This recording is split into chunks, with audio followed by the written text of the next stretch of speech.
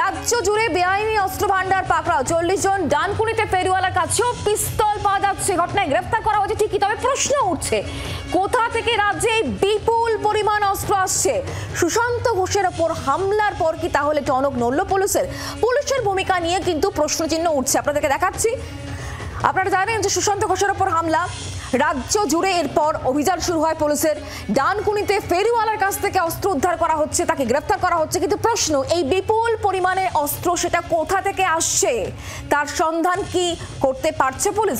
সুশান্ত ঘোষ কাউন্সিলরের উপর হামলার পর কি পুলিশের টনক নড়ল? কারণ পুলিশের ভূমিকা নিয়ে সরব হয়েছিলেন খোদ কলকাতার মেয়র ফিরহাদ হাকিম, এবং মনে থাকবে গত সোমবার দিন সৌগত রায় তিনিও কিন্তু পুলিশের ভূমিকা নিয়ে তোপ দেগেছিলেন। আর তারপরই রাজ্য জুড়ে যে অভিযান, সেই অভিযান চলছে। আর সেখানে কি এই ধরপাকড়?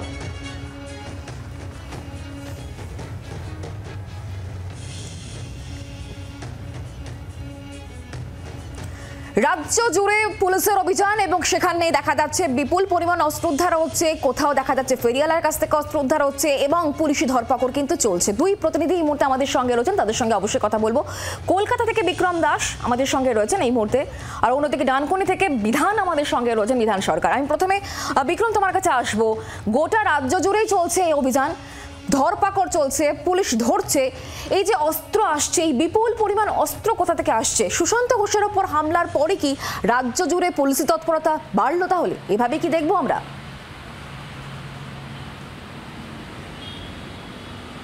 দেখো, তোমাকে যেটা জানাবো যে রাজ্য পুলিশ এবং রাজ্য পুলিশের গোয়েন্দা বিভাগ গত 24 ঘন্টা ধরে স্পেশাল ড্রাইভ করছে আগেনস্ট ইললিগাল ওয়েপেন্স বা ইললিগাল ফায়ার আর্মসের বিরুদ্ধে, অর্থাৎ বেআইনি আগ্নেয়াস্ত্রের বিরুদ্ধে এই অভিযান চালানো হয়েছে। এবং গত 24 ঘন্টায় রাজ্যের সমস্ত ডিস্ট্রিক্ট পুলিশ, রাজ্যের সমস্ত পুলিশ কমিশনারেট এলাকায় এই তল্লাশি অভিযান চালানো হয়েছে, যেখানে এখনও পর্যন্ত এই 24 ঘন্টার ব্যবধানে প্রায় 40 জনকে গ্রেফতার করা হয়েছে রাজ্য পুলিশ ও সিআইডির তরফ থেকে, এমনটাই কিন্তু পুলিশ সূত্রে জানানো হচ্ছে। এবং প্রচুর ইললিগাল আর্মস এবং অ্যামুনিশন সেখান থেকে বাজেয়াপ্ত করা হয়েছে। একজন ফেরিওয়ালার কাছ থেকে পর্যন্ত আগ্নেয়াস্ত্র পাওয়া গিয়েছে। এবং এখানেই যেটা সব থেকে বড় প্রশ্ন উঠছে যে কোথা থেকে এত বেআইনি অস্ত্র, এত আগ্নেয়াস্ত্র এসে পৌঁছাচ্ছে এই রাজ্যে।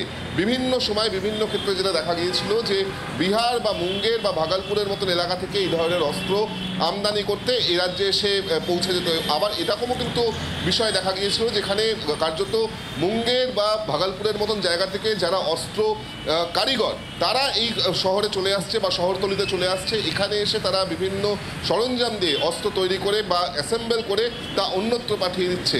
কিন্তু এত সহজে কিভাবে এই সমস্ত দুষ্কৃতীদের হাতে এই আগ্নেয়াস্ত্র পৌঁছে যাচ্ছে, এই প্রশ্ন আরও বেশি করে ওঠে যখন সম্প্রতি আমরা দেখতে পাই যে একেবারে কাউন্সিলর সুশান্ত ঘোষ তিনি বাড়ির সামনে বসেছিলেন এবং সিসিটিভিতে যে ছবি দেখা যাচ্ছে যে আগ্নেয়াস্ত্র নিয়ে এক যুবক, সে কার্যত তার উপরে হামলা চালাচ্ছে, তাকে গুলি করার চেষ্টা করা হচ্ছে। এবং তারপরেই কিন্তু বিভিন্ন মহল থেকে প্রশ্ন উঠতে শুরু করে, কখনো সৌগত রায়, কখনো বা ফিরহাদ হাকিম শহরের মেয়র, প্রত্যেকেই কিন্তু প্রশ্ন তুলতে শুরু করে যে এত অস্ত্র কিভাবে চলে আসছে, কিভাবে পৌঁছে যাচ্ছে এই অস্ত্র। এমনকি ফিরহাদ হাকিমকে এটাও বলতে শোনা যায় যে অ্যাক্ট নাও, এই কথাও কিন্তু বলতে শোনা গিয়েছিল। এবং তারপরে আমরা যেটা দেখতে পাচ্ছি যে গতকাল থেকে, অর্থাৎ গত 24 ঘন্টায় রাজ্য পুলিশ এবং রাজ্য পুলিশের গোয়েন্দা বিভাগ সিআইডির তরফ থেকে যৌথভাবে স্পেশাল ড্রাইভ চালানো হয়েছে বেআইনি অস্ত্র বা বেআইনি আগ্নেয়াস্ত্রের বিরুদ্ধে। সেখানে এই 40 জনকে গ্রেফতার করা হয়েছে, আরও বেশ কয়েকজনকে পুলিশ আটক করেছে। এবং পুলিশ যেটা জানাচ্ছে যে দফায় দফায় কিন্তু এই ধরনের স্পেশাল ড্রাইভ চালানো হবে এবং যে সমস্ত নোন রাফরা রয়েছে বা যারা সন্দেহের তালিকায় রয়েছে তাদের বাড়িতেও তল্লাশি অভিযান চালানো হবে, এমনটাই সিআইডি বা পুলিশ সূত্রে জানা যাচ্ছে। কিন্তু যেটা সবথেকে বড় প্রশ্ন যে কিভাবে এত সহজে এই আগ্নেয়াস্ত্রগুলি দুষ্কৃতীদের কাছে পৌঁছে যাচ্ছে এবং তার সঙ্গে সঙ্গে যেভাবে কয়েকদিন ধরে বিগত বেশ কিছুদিন ধরে দুষ্কৃতীদের সেফ জোন কি হয়ে যাচ্ছে শহর কলকাতা বা কলকাতা লাগোয়া জায়গাগুলো? বিক্রম,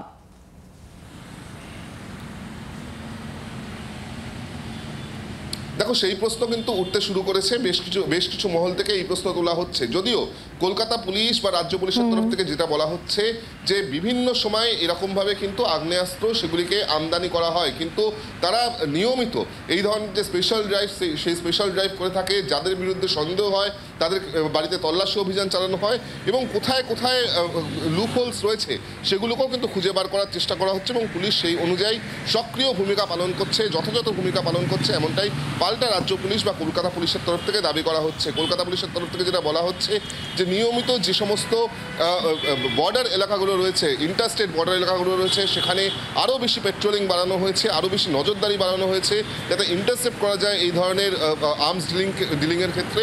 এবং যারা পুরনো যারা আর্মস ডিলিং করতো প্রত্যেককেই কিন্তু তাদেরকে প্রসিকিউশন করা হয়েছে। কিন্তু বেশ কিছু ক্ষেত্রে দেখা যাচ্ছে যে বিহার বা মুঙ্গের থেকে যারা কারিগর তারা এ রাজ্যে চলে আসছে এবং মূলত র মেটেরিয়ালস এখানে পৌঁছে দেওয়া হচ্ছে এবং তারপর সেখান থেকে কিন্তু এই ধরনের আগ্নেয়াস্ত্র তৈরি করে অ্যাসেম্বল করে অন্য জায়গায় পাঠিয়ে দেওয়া হচ্ছে। সেই সমস্ত জায়গাতেও তল্লাশি অভিযান চালানো হচ্ছে। পুলিশরা জানাচ্ছে যে তাদের ইন্টেলিজেন্স, তাদের যে স্পেশাল টাস্ক ফোর্স রয়েছে এবং অন্যান্য যে সমস্ত শাখা রয়েছে যেমন সিআইডি সহ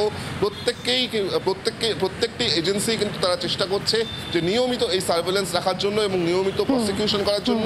এমনটাই পুলিশ বা সিআইডি সূত্রে জানানো হচ্ছে। বিক্রম, তুমি আমাদের সঙ্গে থাকো, আর এর পাশাপাশি আপনাদেরকে জানাবো যেটা খুব চিন্তার বিষয়, কারণ ডানকুনিতে আগ্নেয়াস্ত্র সহ ফেরিওয়ালা গ্রেফতার হচ্ছে। ধৃতর কাছ থেকে পাইপ গান এবং কার্তুজ উদ্ধার করা হয়েছে। ধৃতের বাড়ি দক্ষিণ 24 পরগনার কুলতলিতে এবং বর্তমানে ডানকুনির তেঁতুলতলায় ঘর ভাড়া নিয়ে থাকতো সে।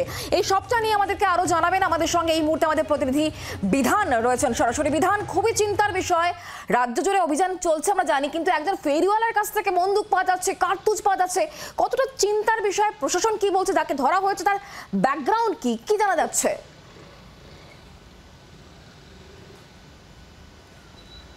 দেখো শুক্লা, ডানকুনি কিন্তু বরাবরই একটা সেফ করিডোর হিসেবে ব্যবহার করে থাকে দুষ্কৃতীরা। কারণ এর আগেও আমরা দেখেছি যে ডানকুনিতে বিহার থেকে যে সমস্ত গাড়ি আসে সেই গাড়িতে কিন্তু অস্ত্র ধরা পড়েছে, এসটিএফ এসে রেড করেছে এবং ডানকুনির যে টোল প্লাজা এলাকা রয়েছে সেখান থেকে এর আগেও একাধিকবার অস্ত্র উদ্ধার হয়েছে।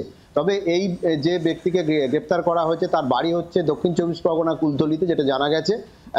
ডানকুনির মৃগালা এলাকায় বাসা ভাড়া নিয়ে কিছুদিন ধরে তিনি থাকছিলেন এবং ফেরিওয়ালার কাজ করতেন, যেটা জানা যাচ্ছে। এবং চন্দননগর পুলিশ স্পেশাল ড্রাইভ শুরু করে গতকাল থেকেই।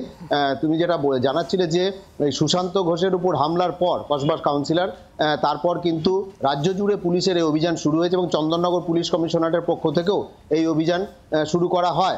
এবং দেখা যায় যে ডানকুনির এই যে মঈনুদ্দিন মোল্লা যাকে গ্রেপ্তার করা হয়েছে তার কাছ থেকে একটি আগ্নেয়াস্ত্র উদ্ধার হয়েছে, তাজা কার্তুজ উদ্ধার হয়েছে এবং পুলিশের যে সোর্স আছে সোর্স ইনফরমেশনের ভিত্তিতেই তাকে আটক করা হয়। তারপর তাকে সার্চ করে তার থেকে কিন্তু এই আগ্নেয়াস্ত্র পাওয়া গিয়েছে। এবং পুলিশ যেটা জানাচ্ছে চন্দননগর পুলিশ, যে এই মঈনুদ্দিন মোল্লার কিন্তু এর আগেও অপরাধমূলক কাজে যুক্ত থাকার অভিযোগ রয়েছে।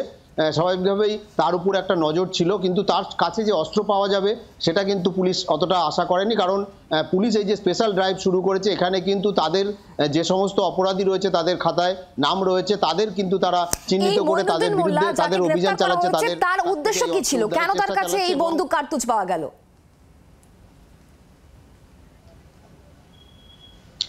দেখো শুক্লা, এটাই এখন পুলিশের চিন্তার বিষয়। কারণ মঈনুদ্দিন মোল্লা যেখানে থাকছিলেন সেখানে সাধারণ মানুষ, এলাকার মানুষজন কিন্তু তাকে দেখে বুঝতে পারেননি যে তার কাছে কোনো অস্ত্র থাকতে পারে। এবং অস্ত্র মানে তার উদ্দেশ্য কি ছিল, কেন তার কাছে অস্ত্র ছিল, সে কোথা থেকে অস্ত্র পেল, এই গোটা বিষয়গুলোই কিন্তু পুলিশের যারা গোয়েন্দা রয়েছেন তারা জানার চেষ্টা করছেন। তাকে হেফাজতে নেওয়া হয়েছে। সেদিকে অবশ্যই আমাদের নজর থাকবে। বিধান, অনেক ধন্যবাদ আমাদের সঙ্গে সরাসরি থাকার জন্য। বাংলার আওয়াজ, বাঙালির আবেগ, জি 24 ঘন্টা।